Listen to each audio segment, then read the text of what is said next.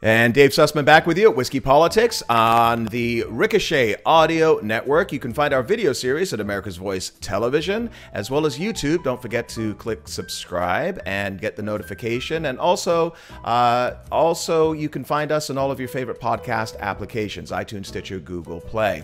You know, a lot of people have always said to us they love the name Whiskey Politics. Several people have asked the reasons why we went with Whiskey Politics, and the standard stock answer has always been, well, you know, we chose the name during the 2016 election, and quite frankly, to get through it all, we needed a drink. Well, the last couple of months, it's felt somewhat similar. You know, I'm a big fan of whiskey. You know, I don't drink too much of it, but when I do order a drink at the bar or sit down with friends, that is my drink of choice. It's smoky, the wood, the peatiness. There's so many different variations of it. And the word whiskey is very much like the word television. You don't know what kind of TV you're going to be watching when you just say TV. Well, it's the same with whiskey. Are you dealing with Irish? Are you dealing with bourbon? Are you dealing with Scotch? Is it Japanese these days, which is a great one? Dallas, Las Vegas have distilleries. The list goes on and on. And the reason for that is because of the complexity, because of the way it's aged, how it tastes, and there's a lot of different ways to drink it as well. Do you want to have it neat? Do you want to have it in a cocktail on the rocks? Do you want to add a few drops to open up the oils and all the other wonderful things that you can experience with this drink? So we haven't spent a lot of time on Whiskey Politics talking about whiskey, but one of the most important things I find about this drink is that it brings people together. And there's a film that has been produced by our guests today that talks about this, talks about this phenomenon of bringing people together in a way where they could discuss the drink and learn and really, you know, have a social experience around learning something which goes back a millennia. So today, pour yourself your favorite whiskey, sit back and enjoy the Whiskey Politics interview with the producers of the new film I, Whiskey, Helen Straight, Drew Tidwell, and Richard Morrison. Welcome. How are you all today? Oh, doing great, Dave. Yeah. Doing great. Thanks for joining us. Yes. So Helen and Drew and Richard, you're in a different location, I see. Mm-hmm. Tell us a little bit about the film I, Whiskey. Richard, you want to take...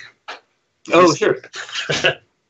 So, you know, just like your show, we wanted to do something that was about big picture things like politics and economics, but also about something that is relatable and everyday, something that people enjoy in their everyday lives. So, we actually started out the pre-stories. We did a previous film called I, Pencil, which is about a famous essay about economics that kind of explains how complicated the world economy is, and about even something very simple like a pencil. Lots of different complicated things go into it, and lots of different voluntary arrangements have to happen before you can make something, even something very simple like that.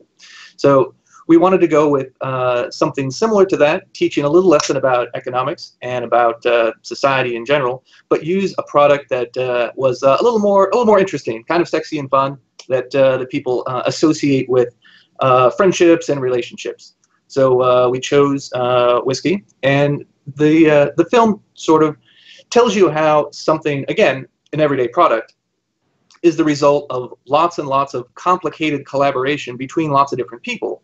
And in the process of making that, we form all sorts of relationships, friendships, and express our creativity. So in a free economy, hopefully we have something like a free economy here in the United States. It would be great if it were even freer. The freest economy is the kind that allows something like the process of making whiskey to bring out the best results in people, the best results in products, and the best relationships. There's an interesting backstory too with like how we came up with the idea. Like, you know, the freedom to connect and creates relationships, which is one of the lines in the film. And we were coming off of iPencil, which was like a huge success for us and CEI. And that's another funny story of how that whole movie got made. But Helen and I were sitting there saying, like, okay, they want to make a film about whiskey, but we don't want it to be the same. So we're racking our brains. We're trying to figure out, how is this going to get made?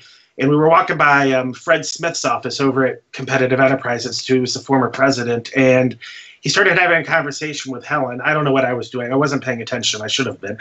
And he's just like, the market creates relationships. And that's something that's never been told. And then boom, the light bulb went off in Helen's head. And you can maybe describe the story a little bit better, but.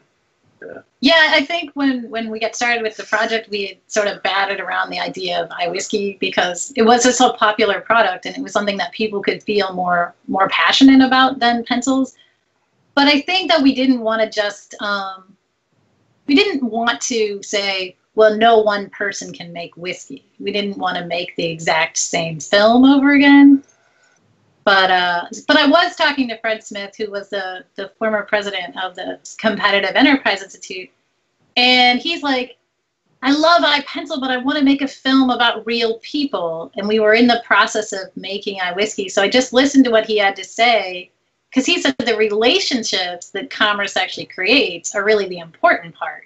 That's how things really get accomplished in the world. So, and then that ended up getting worked into iWhiskey as sort of our really driving storyline. So the interesting thing to me in all of this is that it isn't just about the drink of whiskey, which I'd love to get into more detail with you about, but it comes from a place of understanding commerce and free enterprise. And, you know, you got a banner behind you. It says Competitive Enterprise Institute. Explain to our guests, our viewers, exactly what that is. So the organization, the Competitive Enterprise Institute, is a think tank here in Washington, D.C. We believe in free markets and limited government. So we tend to look at a lot of what the federal government is doing in terms of regulation. All of the alphabet agencies that we've all heard of, the EPA, the SEC, the FCC, and try and keep an eye on all the rules that they're passing, what the impacts are, how they could be made more efficient or less burdensome, and over the long term, hopefully get what we call regulatory reform, which is lightening the load on American businesses, on American consumers, on American investors, and freeing up the economy and having a more voluntary economy. So we've been doing that for almost 35 years now, and we have the nerdy part of the mission, which is writing long legal documents and filing things with federal agencies, and occasionally going out and talking to members of Congress and things like that. And then there's the more mainstream part of the mission, which is talking to you, making short films, tweeting up a storm, and trying to get the kind of complicated issues made as simple as possible so ordinary people can understand them. And like I said, at the basic, at the base, that's really about a free economy gives everyone more opportunity. So all of these, a lot of these complicated federal rules can really kind of boil down to that. In CEI in the past, we've been doing videos for years when YouTube was just in the cradle. And everybody and their brother was making wacky YouTube videos to amuse their friends.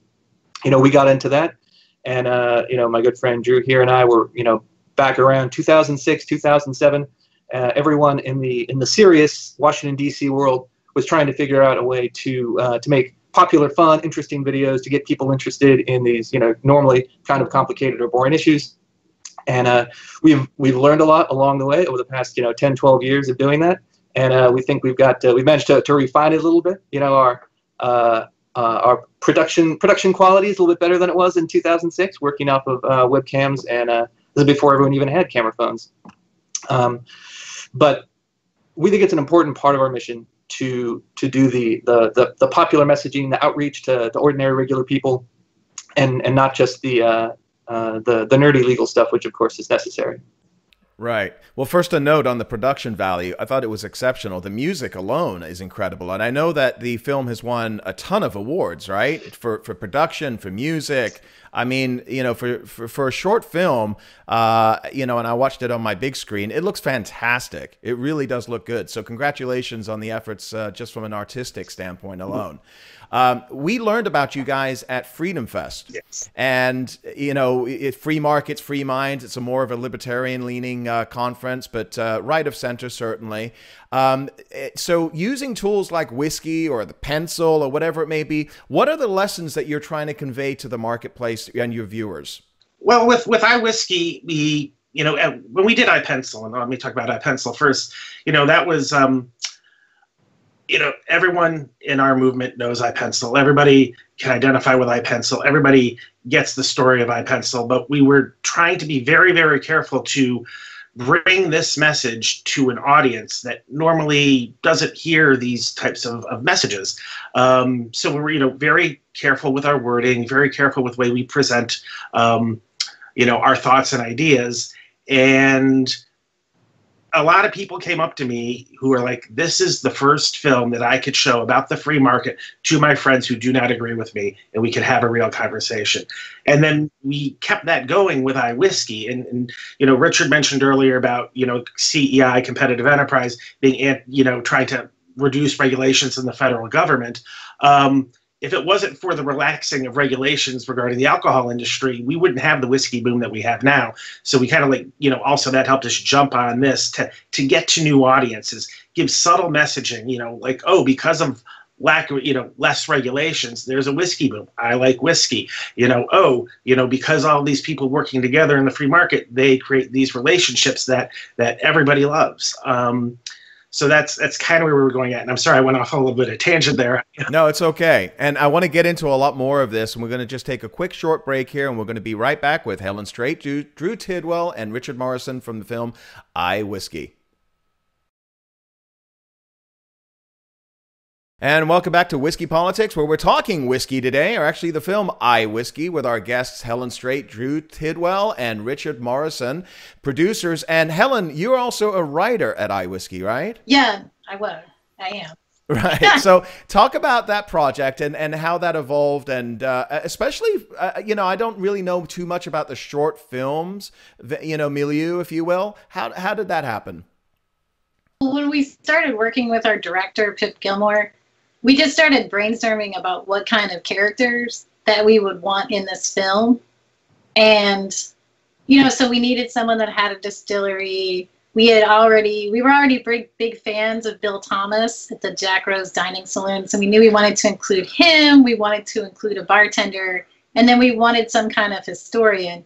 So we ended up together writing a script that sort of had all those pieces in it, how we imagined people might react or talk about connections in their lives that the whiskey industry had brought them. And then our director and our cinematographer were able to take those people that we actually found and get that to come out of them while they were interviewing. So it was a really fun process. Yeah, the interesting thing about a documentary is you can write a really, really great outline, but the great thing that comes out of it is the little surprises that you don't expect. You know, I don't know if you remember the shot of the like old pickup truck driving through the window when we were pushing in on the bottle of whiskey. Everybody, all the awards people thought we staged that. That was just the luck of the production gods. So it's like, really? Yes, yeah. So it's just little things like that. You know. That was so artistic. That truck happened to drive through, and we all held our breath and said, "Was the camera on?" Wow. Yeah, we didn't even know till we saw the footage later if we had it made me believe that God is a free market person. I believe so too. Well, you can choose God. You can choose which God you want, right? I mean, it doesn't get any more free market than that. So the production itself of the film, I mean, you use a lot of really terrific coloring. There's a lot of wood, and I mean, it's you know, it's a bar and it's classic, and you've got great music behind it as well. Was it designed to be produced in that way originally? It was something like a documentary, a short film documentary. Does it evolve as as the events happen? It's twofold. Yes, things do evolve as things happen. We learned a lot while filming everybody that we did, but we knew that in order to get this message out and, you know, be, I guess, accepted. I don't know if that's the right word, but we knew we needed it to be a certain quality where people would just be like, okay, turn it off right away. So we made a conscious choice. We hired very good DPs, directors of photography, who are artists, not, you know, run and gun. So we, you know, CEI afforded us more time than we normally would for a project like this. So we could go in and actually like make beautiful shots, and spend the time to really get to know the people that we were interviewing, and not just interview them in an office or anything like that. Like, go into their environment and spend the time and work on it. And then our editors, they are the ones who took all of this raw, beautiful material, colored it, put it together. Our editors are Lucas Abel and Aaron Kruger, and Lucas has been Emmy nominated for sound design. So all of the sound is done by him. Like, all of those bar shots, like, if you would listen when we were shooting, you're like, how are we getting any audio on this? And Lucas can just pick that stuff out and adds the music, gets the feeling right. And it was basically comparative advantage. I make the trains run on time and make sure that everybody is where they need to be. Helen and Pip wrote the story. Pip directed everybody. Lucas edited it. We had a great DP. It wasn't like one person doing everything. Everybody did what they were best at, and it all came out on screen.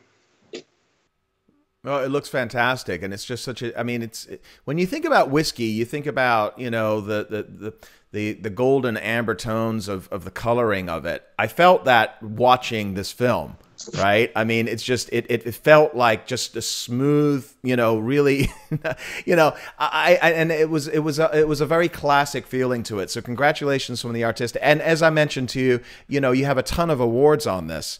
So the project itself, when you have a movie like this, a short film, who is the audience? How do people see it?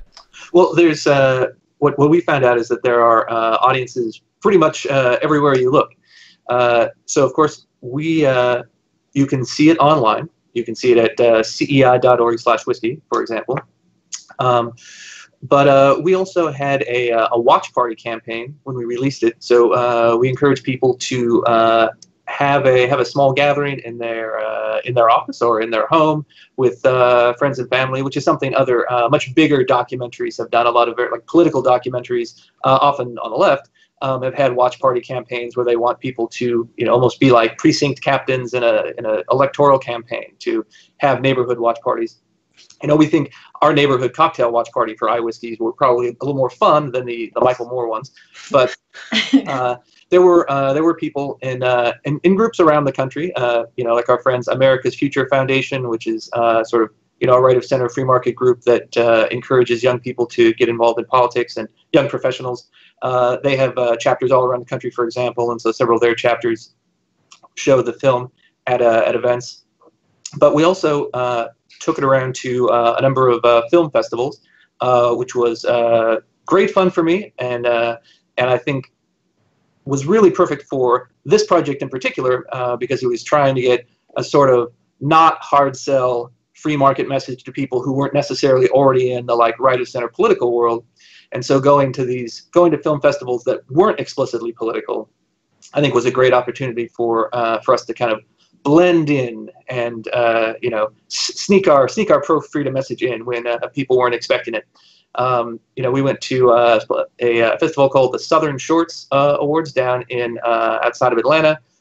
We went to Oxford, the real Oxford in Mississippi, for the Oxford Film Festival, and I went out west to the land of Mark Zuckerberg for the Silicon Valley International Film Festival, and we actually got the film screened at Google headquarters in Mountain View. It was the Googleplex. It was very exciting. So, how do they respond to the free market aspect of it? I think people were interested in the craft production of whiskey more than So it was. I think it's a subtle enough message that the people. Little bit of an echo chamber up there. So, well, I want to get more into the film itself, and I want to talk about the history of whiskey and some of the things that you allude to in the film right after this break. We'll be back here right away. Just don't go anywhere with Helen Straight, Drew Tidwell, and Richard Morrison from the film iWhiskey. And welcome back to Whiskey Politics. I'm Dave Sussman, your host. And don't forget, you can follow me on Twitter at David Sussman. And don't forget to follow us at YouTube and all of our podcast applications, iTunes, Stitcher, Google Play, as well as America's Voice News and Ricochet.com. Delighted to have Helen Straight, Drew Tidwell, and Richard Morrison from the film I, Whiskey. And we will have the links below this feed, so you can check the film out later. And we highly recommend that you do so. It's a fantastic short film, and I want to jump right into the movie itself because I learned some things, and I know a lot about whiskey, but I can always learn more. Talk a little bit about how prohibition led to more choices. Rich? Who wants to tackle that one? Well, we can. Yeah, I'll talk about that. So, I think especially for people in the what I call the liberty movement, people, right of center people, prohibition is one of the biggest, one of the best examples in American history of government overreach gone wrong. So we know when government tried to put its heavy hand and dictate to everyone what they could and couldn't do, and it is universally acknowledged today as a failure.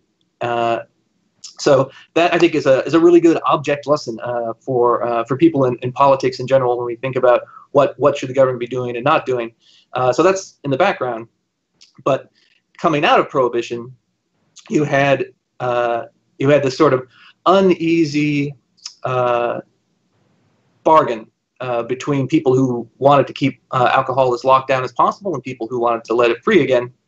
So you had a diversity of approaches. So we had what they called local option, which means every state got to decide for themselves what their own liquor regulations were going to be, and some were more stricter and some were much less strict. And we still have that today, of course. Different states have different regulations. And even within states, you have sometimes individual counties within a state have their own liquor regulations. And down south, mostly down south, there are actually still dry counties where you can't buy a bottle of whiskey or a drink. So, that itself creates. And blue laws on Sundays still exist. Yeah, and so there's a lot of Sunday closing laws and things like that. Yeah. I believe you cannot buy Jack Daniels at the distillery because I believe it's in a dry county.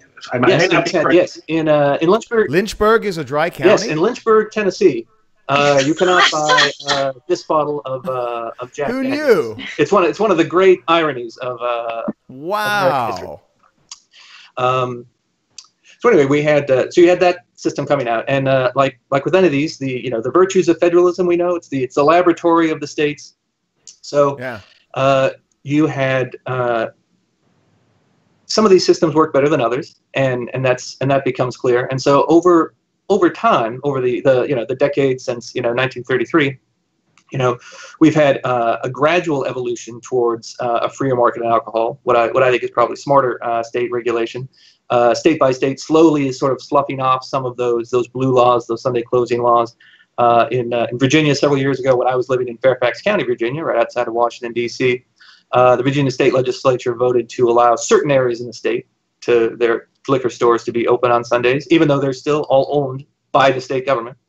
And then it wasn't really until the 1970s that we had an interesting evolution that actually started with beer.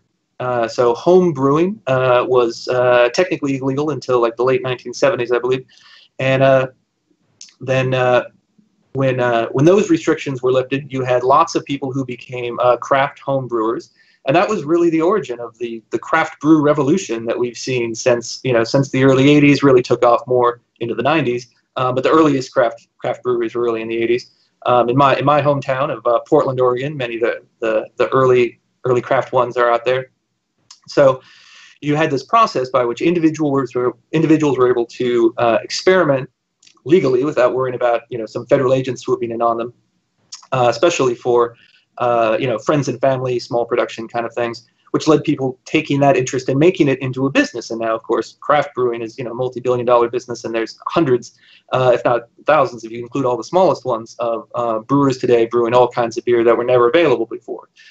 Now, the distillers were a generation later, but the same thing is happening true of distilleries in the United States, which is more and more places are allowing what people call micro distilleries again, the great town of Portland, Oregon is at the forefront again, and with lots of people experimenting with different kinds of distilling products. A lot of them are whiskeys, some of them are not. But taking people's passions and interests and making them into businesses that now employ lots of people. And so you have the small, really small players in the United States, and then of course you also have what we call the global whiskey renaissance, which is there's more great whiskey of all kinds being made all around the world.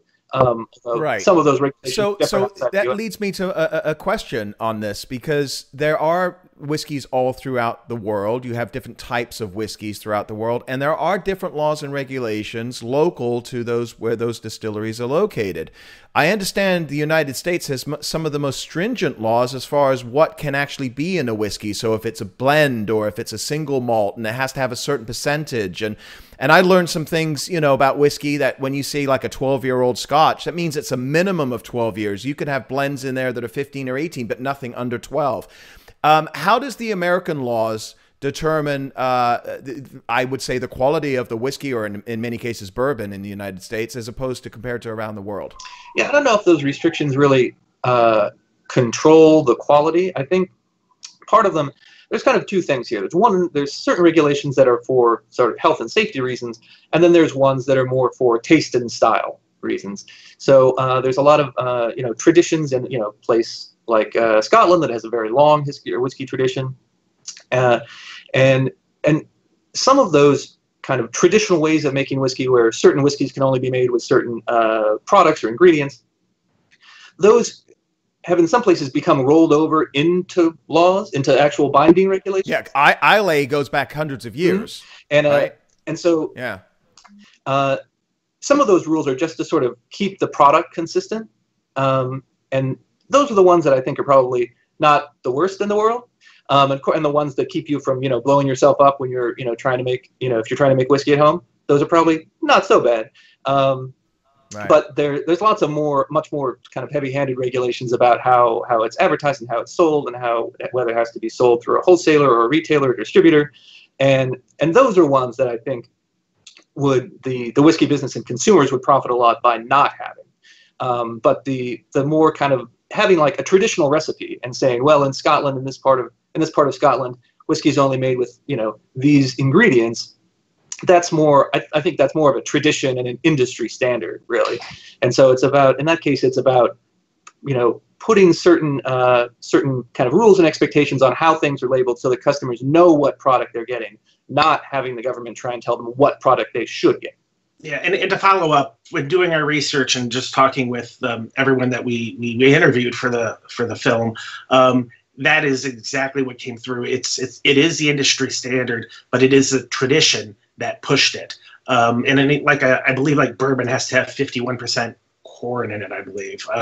It's been a while since I read it. So, and it's not that, that's exactly true. You get bourbon, you're going to have 51% corn. That's going to give it a taste. But it was the tradition that drove it. At least that's the way I understand it. And this is what the manufacturers of bourbon, felt was a correct thing to do.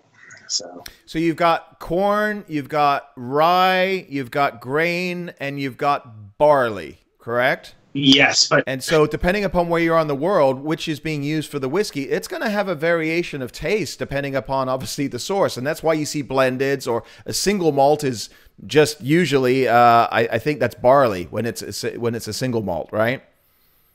Yeah, in Scotland, barley is really popular. Yeah, and that adds a lot to it from the standpoint of the peatiness. But the barley absorbs the when they say it's a smoky taste, they actually smoke it, right? They take the moss, the peat, and they smoke it, and it blends into the barley, and then they take that barley and put it in this. It's a fascinating process, and that leads me to my next question for you, and maybe Helen, you could talk about this as well because you wrote this. You talk about a brewery. Anybody could start up a brewery today, and you could start making beer and start selling it. There is an aging process to whiskey. Minimum, I think, is 4-year turnaround. How dangerous is it for the entrepreneur to start up a distillery today and start marketing when, realistically speaking, you can't really start selling your own product for a number of years? Yeah, I would Well, I'm not in the whiskey business, but maybe for that reason. But yeah, when we talk to people at Copper Fox, Rick, and when we talk to people at Catoctin Creek, you do have to come up with other products while you're waiting for the whiskey to get drinkable, essentially. You know, Right. Sometimes they do sell like white whiskey, you know, and then they market it. I think sometimes it's sort of like a legal It's like moonshine. because I guess some Right. people find that fun, but I think most serious whiskey connoisseurs are kind of turned off to that product. Yeah. It's mostly just for amusement. So yeah, these people put a lot on the line when they invest. And Rick, for example, he's one of, and I think it says this in the film, he's one of the few distillers in the United States who actually smokes his own barley. Because a lot of people just buy it pre-done. So that's like a whole nother piece of infrastructure that you have to build, and also to gather the wood to do it, because he doesn't use peat. He uses like apple wood to have a unique niche in the market. And the other thing too, though, is when starting up, the typical distillery that's just starting out will immediately start putting out gin and vodka, because there is not a real long wait time for that. You can basically distill it and get it right out until they get their whiskey ready, essentially. Like you said, 4 years. But the other thing too is like, you know, you are definitely taking a risk. You are taking a gamble, because there are so many factors, like where you store your barrels, what your barrels are made of, you know, what quality barrel you have, and you can have your first batch and it could just turn out awful, you know. So and that's a big thing too. And you know, through this project, Helen and I have had a lot of bad whiskey and a lot of great whiskey. So but it is a huge risk. It is a huge undertaking. You got to be a little bit crazy in a good way to get into this business, but everybody does it. And you know, getting back a little bit about you know, all the different ingredients that go into whiskey. What I love too is the innovation that's coming out of this. My favorite whiskey is Clyde Bay, which is an apple flavored whiskey. And everyone, you know, some people think I'm crazy for loving it. Other people think it's great. But you know, it's like, who would have ever thought like apple tasting whiskey? But I tend to like it. Is it an essence of apple, or is there actually something else added to it? No, it's not an essence. Like there's no doubt that you're tasting apple, and they do add apple to it. And I don't know the whole process. We didn't go down there, but it actually is the national spirit, or the state spirit of Alabama, because that's where they brew it or distill it. So. What do you think of all these different variations that are coming out now? You see Jack Daniels does the honey, and Jim Beam has all these flavors, cinnamon, and all these different ones. What are your thoughts on all of those? Well, my thought is I remember what the owner of Jack Rose told me. What's the best whiskey in the world? The one you like. Exactly. So if you like honey in your whiskey, you like apple in your whiskey, you like a lot of water in your whiskey, you know, that's what you got to do. And yeah, it's completely subjective. It is completely subjective, and I love the fact that you know, Jack Rose takes that away. You want ice in it? That's fine. You want to have a 25-year-old Macallan with, you know, a splash of Coke? Have at it. However you like it. I know it kills some people, but if it's your, that's sacrilegious. No, get the off the, you know, get the store brand, you know, if you're gonna mix it. Yeah, but it's funny, and the other great thing about Jack Rose too is if you want to get a little, you know, ounce of pre-prohibition whiskey that's in his private collection, he'll sell it to you. Wow. I mean, it's expensive. It's like maybe $300 for an ounce, but if that's a goal of yours, it's relatively, you know, affordable to have that experience. So sure. Well, I want to just take our last break right here, and we're going to come back and talk a little bit more about all of this. It's fascinating to me, and I'm ready to start drinking. So we'll be right back with Helen Straight, Drew Tidwell, and Richard Morrison from the film I, Whiskey. And welcome back to the last segment of Whiskey Politics, talking whiskey with the producers and writer of I, Whiskey, Helen Straight, Drew Tidwell, and Richard Morrison. Tell us where the folks, again, can find the film. We are going to put a link here below, but some people may be listening in their car. So where can folks find the film? Yeah, you can find information about the film at the Competitive Enterprise Institute's website. That's cei.org/whiskey. You can also follow the film on Twitter at iWhiskeySpirit. And on there's on Facebook as well. And I watched it on YouTube. Yeah, yeah, and of course, and on YouTube, you know, iWhiskey is there as well. There's you know, lots of information that we've had over the the past year or so on CEI's website. Like I said, it's CEI.org, and also on the Competitive Enterprise Institute's web page. And we managed to you know, if you Google search us, you know, you'll see the mentions at the various film festivals we've been to. Like I said, the Southern Shorts, the Oxford Film Festival, Silicon Valley International, ones like that. So I just want to mention that we're really grateful to all of the film festivals, the people that have invited us in and let us show the film. We've showed at lots of other kind of different events, like you said, at Freedom Fest, the conference out in Las Vegas, as well as Anthem Film Festival. Yeah, and a few other you know, conferences and events. Some of them have to do with you know, politics and economics, but some of them are just film related. Right. Yeah, so one of the things that really got me when I watched this, and again, obviously a fan of whiskey, was the spiritual aspect of this and how you wrote that into the film. And there is a feeling of, you know, the people coming together.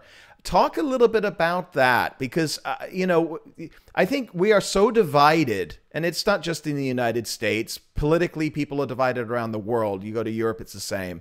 But talk about bringing people together through this learning process of whiskey or whatever it is, and how important that is today for us as humanity. Well, you know, as a film company, we're Passing Lane Films. Helen and I decided a while ago that we want to do positive messaging that, you know, brings people together. You're not going to see us produce an attack ad. You're not going to see us do any sort of like negative film. So there's like a film where at the end you go, wow, the world's it's pretty horrible and I'm feeling dejected. Yeah. Even if we're tackling like a challenging subject. I mean, I don't know if whiskey is really a challenging subject. I mean, it can be. It's that you feel like, wow, you know, yeah, the world isn't perfect, but there are some really positive things going on. And start conversations and make people think differently than maybe they normally do. But, you know, just do it in a way and present it in a way that is a positive positive message, not a negative one.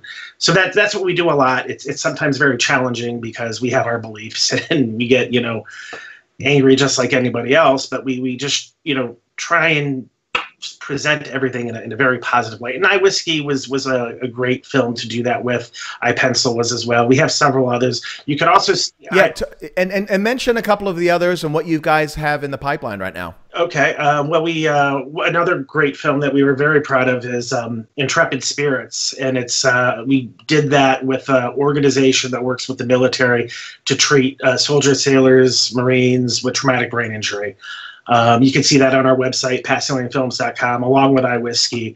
And even though that was a hard subject, brain injury in the military, there's a lot being done at these treatment centers. And so we were able ultimately to say, like, this is positive, this is uplifting, people's lives are getting better. And also make people aware, like, this is a very serious, you know, extensive issue. We showed that at the Anthem Film Festival in Las Vegas, and after the film screened, you got to tell the story, Ellen. Oh yeah, after the film screened, you know, sometimes you wonder, like, oh, you know, what did people get out of that? But a lot of people know people in the military. They're concerned that this could happen to their loved ones. But this woman just came up to me after the film, and she said, I actually sustained a really serious head injury. And I didn't know that, you know, my doctor doesn't know what to do. But after watching your film, seeing different forms of treatment, she's like, I can show this to my doctor and say, like, hey, can I get this treatment? Because she could see people how they improved. So it's rewarding for us when we see somebody actually like see our film and maybe get something out of it. So and right now we do a lot of work with State Policy Network. We're doing all of their conference video. We do short little 15-second ads on YouTube for various organizations. We're going to be working on a free speech project in the next month. and it's going to be part of a campus tour that's going to college campuses. And I think the reason they hired us is because we do take that approach of trying to start a conversation and not just be like, look at all the awful things you're doing, and it's just trying to get. What tour is that with the campus? Oh, well, it's actually being set up right now. It's still a work in progress. It's still a work in progress, but there is some funding behind it. But it's going to be a tour. Basically, a friend of ours who hired us to do the film is going to be doing a college campus tour in 2019. Our film's going to kind of like kick off the discussion, and they're going to then be trying to bring people together about free speech and have the right and left realize that free speech is important for all. Free speech is, important to help protect minority views. If you can't say what you're thinking, then, it's not a good thing. So. Well, as a father of a son that's about to go to college, taking a look at the landscape, it's needed what you guys are doing. So kudos for you on all of that. So that's fantastic. And I mean, just the free market approach to this and using it with the artistic content and the music and everything else, it's so compelling. And folks, if you haven't watched this movie, again, find the link below. We'll have it there for you. And it's what, 7 to 8 minutes roughly? Yep, it's 7:32. Yep. Yeah, so I mean, it's a real quick view. I sat down and watched it, and I was kind of like, oh, it's over. I was really into it because, but you get so much out of it, and these compelling documentaries, if you will, follow everything that these good folks are doing. So the next project that's coming out, point us to again. Which one was that? Well, the next project Helen and I are doing is about free speech. It will probably. Oh, that's the free speech one. I'm sorry? That's the free speech one. Correct. Okay. Okay. All right. Well, terrific. And where can we find you all on social media? We could find us at passinglanefilms.com. Our Twitter is Passing Lane Films, and our Facebook Passing Lane Films. All right. And Competitive Enterprise Institute? Yeah, absolutely. You can find Competitive Enterprise Institute on the web at cei.org, and on Twitter at it's all spelled out, CEIDOT.org. And of course, you can find me, Richard Morrison, at Richard Morrison. Outstanding. Well, we look forward to hopefully seeing you again next summer at Freedom Fest and any of the other events that you guys are doing. And we'll have to keep tabs of these terrific films that you're doing. And maybe we'll have you back on to talk about some of the other projects down the road. Folks, go check out iWhiskey, and you'll be glad that you did. And cheers to everybody.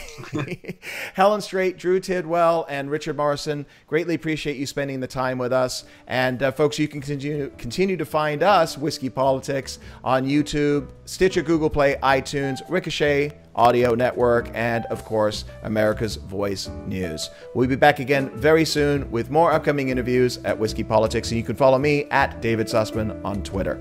Cheers, everybody. Cheers. Thank you.